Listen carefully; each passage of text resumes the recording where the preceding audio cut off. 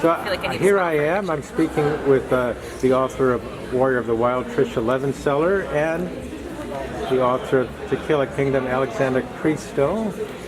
And they are on the Monsters and Sirens Tour. Yes, we are. And I'm going to hand over to you, Tricia. I'm going to let you just give us like a pitch for the book for somebody completely new to it. Okay, so Warrior of the Wild is about a girl who fails her coming of age trial, and as a result she is banished to the monster-filled wilderness where she has to kill a god if she ever wants to come home. Okay. And I'll pan over to you, Alexandra, and just give us a pitch, somebody that doesn't know anything about your book. So To Kill a Kingdom is about an evil siren princess named Lyra who quite literally rips out and collects the hearts of princes, and when she's cursed into humanity by the evil Sea Queen, she has to team up with a pirate prince who hunts her kind. It's kind of Mr. and Mrs. Smith meets the Little Mermaid, I've been told. I'm going to take that as a compliment. I like that. So both of you guys are on the Monsters and Sirens Tour, which sees you just going all over the U.S. Yes. I'm sure you guys are just really excited about it. What's your take on your first stop here at Emerald City Comic Con? Well, we haven't even really gotten to see the con yet. I just got in last night, but I'm actually from this area. I grew up in Oregon, so this is very familiar to me, but I'm really happy to be back here. I currently live in Utah, so it's so nice to be back where all the trees are, where it's just gorgeous, and I love it. And I'm so excited to head to the con later today and get to see more of the people. And just give us like a little nutshell of what sparked this novel. Sure.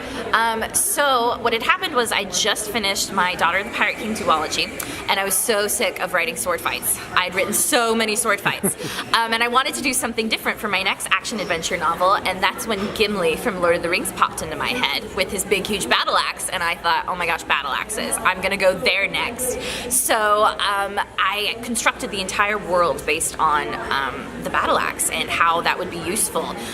So I created this world where everything is more hearted. You know, the animals have these tough exoskeletons, the monsters that can only be pierced by a big heavy swing of a battle axe. So yeah, that's kind of where it came from. Okay, perfect. Very well said. And Alexandra, follow that. Yeah. Okay. I'm going to do the same to you. What's going through your mind as you're doing this tour of the U.S. to start with? Well, I'm not from here. I know you can't tell. So first, I'm really excited to meet people that I would never otherwise have met. It's nice to meet readers who you've only ever interacted on the internet before.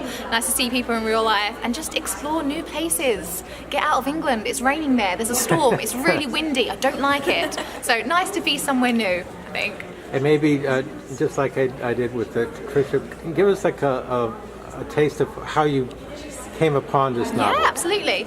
So To Kill a Kingdom started because a lot of traditional fairy tales have women who don't have their own agency in it, women who are very much victims of the plot rather than driving it forward, waiting to be rescued by men. So Lyra was born because I wanted to subvert that fairy tale tradition of women waiting to be saved and instead have a woman who the man needed to be saved from.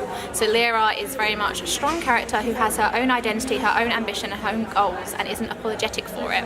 Also, I just wanted to write about a killer siren who rips out hearts rather than falling in love. I mean, that's normal, right? I'm not twisted. Falling in love is a bonus. Yeah. Okay, well, I'll leave it there. Thank you so much. Thank you.